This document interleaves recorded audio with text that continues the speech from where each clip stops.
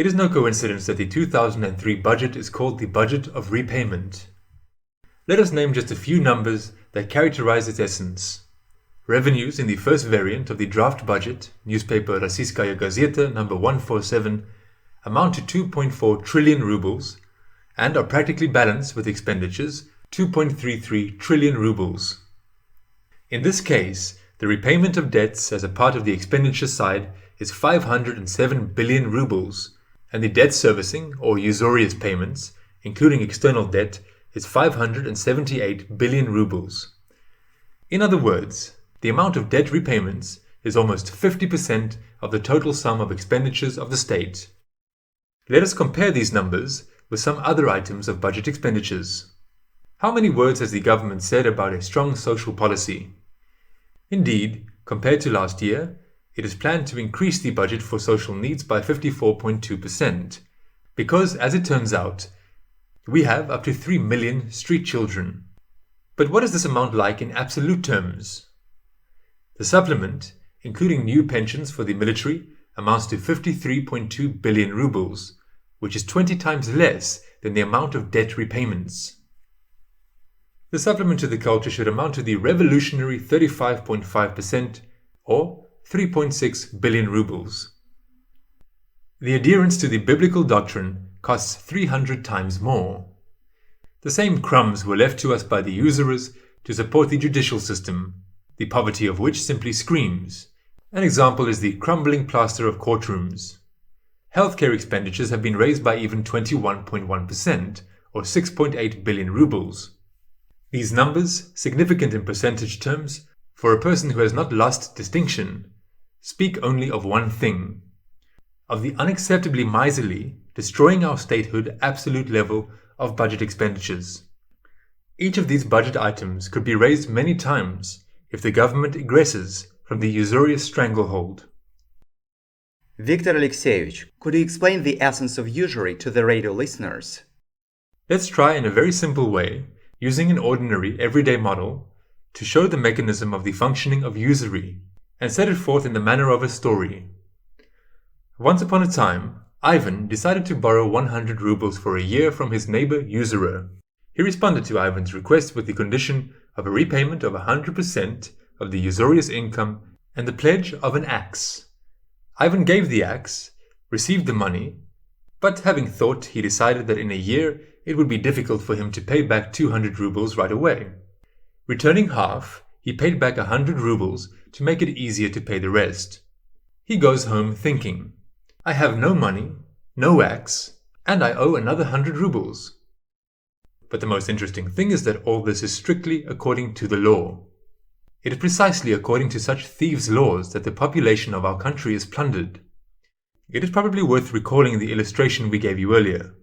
Let's say you borrowed 100,000 rubles at 25% per annum, and you do not pay back the debt but pay interest accruing from it.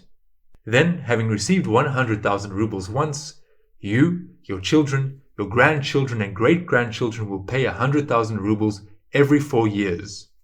The use of this primitive methodology of lending money at interest enables the so-called developed countries to receive from the developing countries a daily usurious income of about $100 million.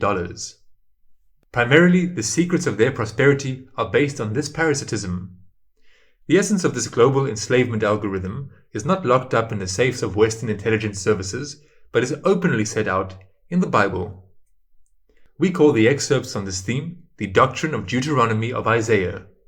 Let's quote literally. Thou shalt not lend upon usury to thy brother, usury of money, usury of victuals, usury of anything that is lent upon usury. Deuteronomy 23:19. Unto a stranger thou mayest lend upon usury, but unto thy brother thou shalt not lend upon usury, that the Lord thy God may bless thee in all that thou settest thine hand to, in the land whither thou goest to possess it. Deuteronomy 23:20. And the sons of strangers shall build up thy walls, and their kings shall minister unto thee. For in my wrath I smote thee, but in my favor have I had mercy on thee. For the nation and kingdom that will not serve thee shall perish, yea, those nations shall be utterly wasted. Isaiah 60:10, 60:12. Do you think that external borrowing should be excluded in principle? No, We have a different opinion and believe that borrowing is possible.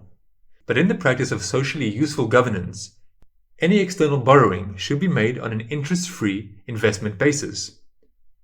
An investor should count not on interest out of thin air, out of money wasted or plundered, but only on a share of the real profit that will be received in the country with the participation of the investor's means. Otherwise, we find ourselves in the standard algorithmics of plundering countries and peoples. In a socially useful economy, usury should be prohibited by law, and lending usurious interest should be strictly equal to zero. And what countries, besides Russia, fell into a plundering situation in relation to themselves? The newspaper Arguments and Facts number 4, dated 2001, lists only 6 countries with the largest scale of plundering by the clans of international usurious mafia. These are countries such as Brazil with annual repayments of $42 billion, Mexico 40, Indonesia 27.5, Argentina 25, Turkey 14, and Thailand 12 billion. This plundering by the method of cultural cooperation surpasses in its methodology and cruelty any plundering of wartime occupational plundering. Suffice it to say that during the Mongol-Tatar yoke, in comparison with these numbers, we paid much lower levies. Viktor Alexeyevich, when and how did we find ourselves in the scheme of usury slavery? This not discerned by our people scheme was the main fruit of perestroika, which is why the majority of our people ended up in poverty and on the brink of extinction. Until 1983, Russia's external debt did not exceed $5 billion. But already in 1984, preparations for perestroika began, and the process went on, as the architect of perestroika used to say. In 1984, there was a sharp jump in debt. We borrowed more than $15 billion on the foreign market. In 1986, the amount of external loans exceeded $30 billion. In 1989, $50 billion. In 1993, $93 billion. At the beginning of 2002, the state external debt alone, excluding regional and domestic debts, exceeded $130 billion. This process was headed and covered by all sorts of so-called specialists located on different sides of the ocean, but representing one well-coordinated team. These are the modern sutlers of economic plundering wars. V.I. Dahl at one time defined sutlers as merchants who followed the army in wartime and made money on the war through trade operations. The sutlers were least of all interested in the military successes of their side. So, speaking of the modern sutlers, it was in 1984, at the start of the enslavement of Russia, that the Russian poet Yuri Kuznetsov wrote a poem which he called Sutlers. Could you tell us more excerpts from it? Yes, I think it will be very useful for understanding the essence of the activities of Gorbachev-Yeltsin, their entourage, both domestic and foreign. It was so, if one heeds the rumors said, or perhaps it never was at all. Lieutenants leading always at the head, and in the wagon train the sutlers crawled. Aligned in single file the marching men, cease your idle mouthing, onward we, into the lion's den, through rivers and through mountains.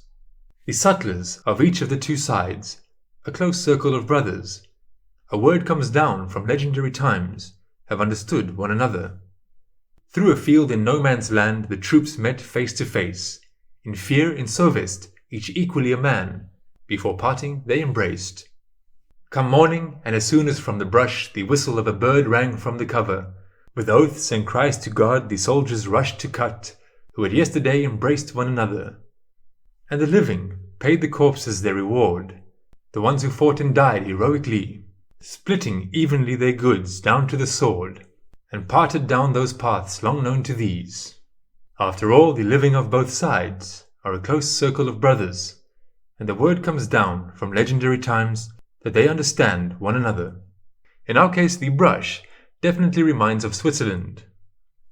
The treacherous functions of the country's financial bloc are especially evident today, when all financial reserves are kept in the collapsing dollar, and the debts that we have, and which will fall when the dollar collapses, are being converted into euros.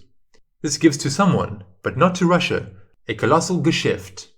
A blatant betrayal of the interests of our own people is ongoing, surrounded by political sutlers, who willlessly are looking at what is happening.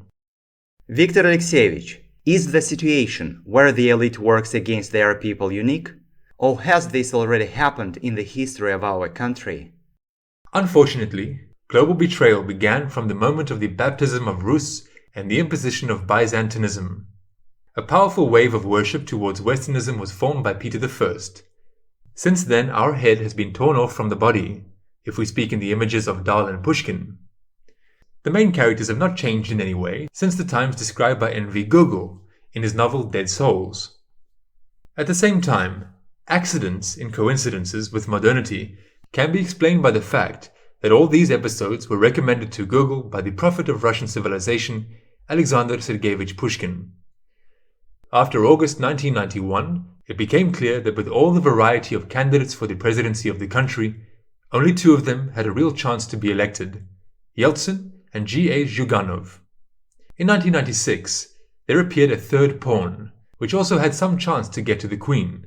This was General A.I. Lebed.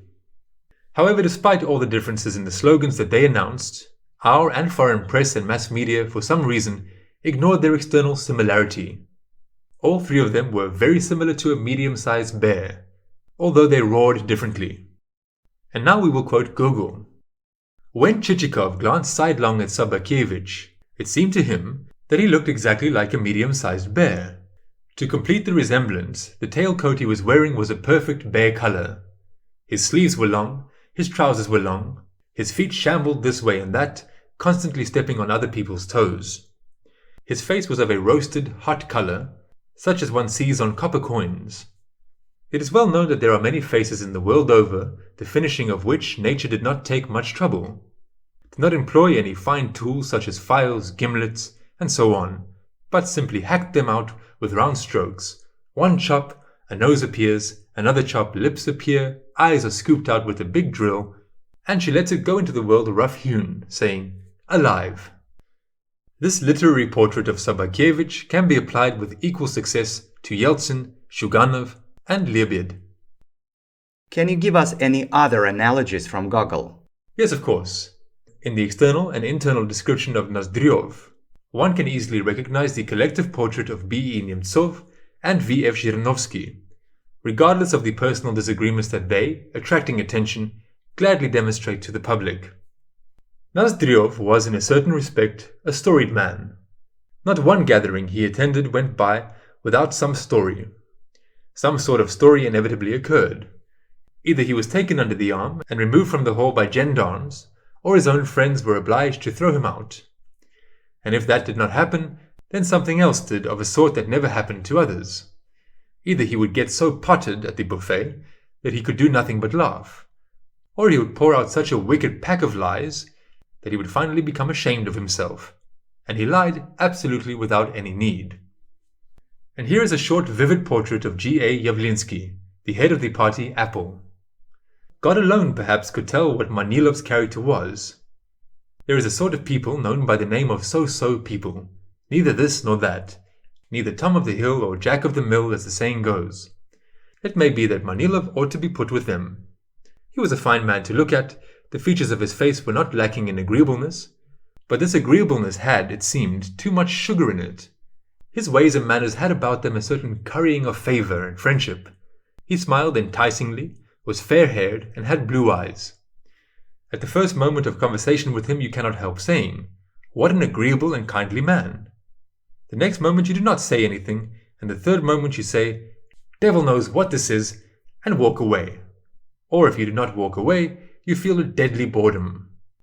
Viktor Alexeyevich, speaking about the presidents after perestroika, you are silent about Putin. How do you evaluate his position on usury? Maybe Gogol also has his prototype. Putin, immediately after coming to power, posed for the first time the question of nationalizing a de facto private corporation, the central bank, independent of government bodies. After all, it is V.V. Putin and his helper, A. Illarionov, who progressively defend the policy of early repayment of foreign debt and its reduction.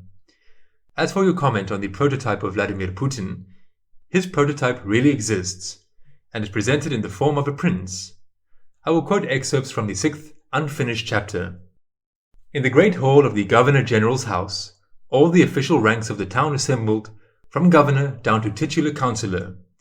The heads of offices and departments, councillors, assessors, Kisloyedov, Krasnonosov, samosvistov, those who took bribes, those who did not take bribes, those who were false, those who were half false, those who were not false at all waited with a certain, not entirely calm expectancy for the Governor-General to appear. The prince came out neither gloomy nor bright. His look was firm, as was his step. The whole official assembly bowed, many quite low. Responding with a slight bow, the prince began. As I am leaving for Petersburg, I consider it proper to meet with all of you, and even partly to explain the reason to you. A very tempting affair sprang up among us. I suppose that many of those present know to what I am referring. This affair led to the uncovering of other, no less dishonest affairs, which finally involved such people as I had hitherto considered honest. I am also informed of a hidden aim to get everything so tangled that it would prove utterly impossible to resolve it with any formal propriety. I even know who is the mainspring, though he concealed his participation very skillfully. I must now turn myself into a mere instrument of justice, an axe that must fall upon heads. But as can be seen from the further speech of the prince, the scenario of inquisitor is not destined to be realized. A shudder involuntarily passed over all faces. The prince was calm. His face expressed neither wrath nor inner turmoil. Everything will be forgotten, smoothed over, forgiven. I myself will intercede for you, if you fulfill my request. But let us leave aside who is the more to blame. The point is that it is time for us to save our country, that our country is perishing, not now from an invasion of 20 foreign nations, but from ourselves. That beyond the rightful administration, another administration has been formed, much stronger than the rightful one. They have set their own conditions, everything has been evaluated, and the prices have even become common knowledge. And no ruler, be he wiser even than all other lawgivers and rulers, has enough power to correct the evil. However, he may restrict the actions of bad officials by appointing other officials to watch over them. Nothing will be successful until each one of us feels that just as in the epoch when people took arms and rose up against the enemy, so he must rise up against falsity. As a Russian, as one bound to you by ties of blood, of one and the same blood, I now address you. I address those of you who have at least some notion of what nobility of mind is. I invite you to remember the duty each man faces in any place. I invite you to consider your duty more closely, and the obligation of your earthly service. What kind of earthly service does N.V. Gogol talk about? Of course, about the service of being a human with a capital letter. In one of the first speeches by Vladimir Putin, after he had become president, he made a statement that the Russian people had not heard for more than 500 years from any top official in the state. All our problems today come down to nraviousness. And the line up to which the genius Gogol rose in his nravious feat, embodied in the novel Dead Souls, we, his descendants, will have to take it further. This will be done not by managers, but by governors who understand that such words as pravda, truth, pravidnost, spravedlivost, pravesness, and upravlение, governance, are words of one root.